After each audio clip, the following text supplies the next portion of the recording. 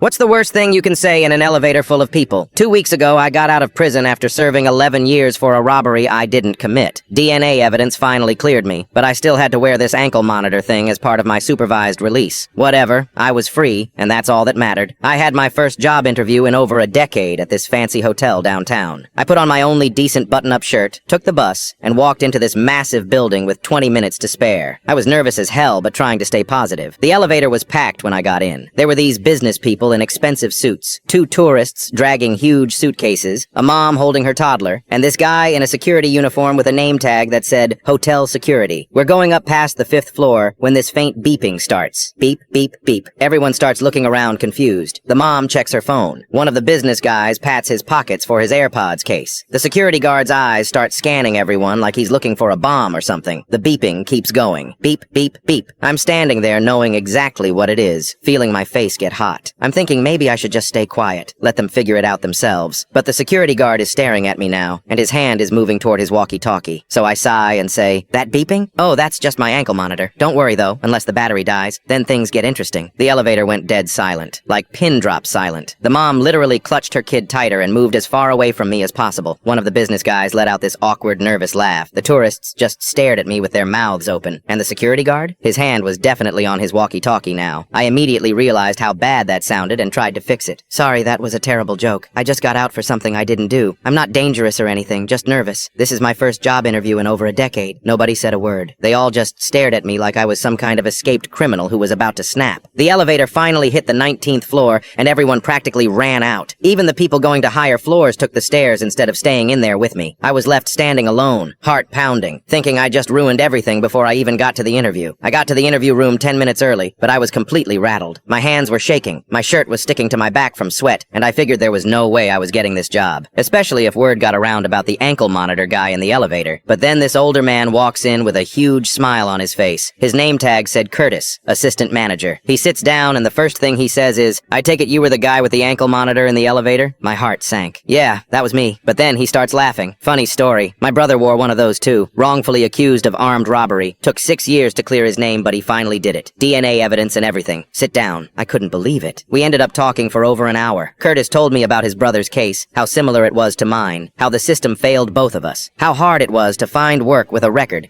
even when you're innocent. This guy actually understood what I'd been through. He hired me on the spot. Front desk clerk, decent pay, full benefits. 2 months later, he promoted me to assistant manager. A few weeks after that, my ankle monitor finally came off.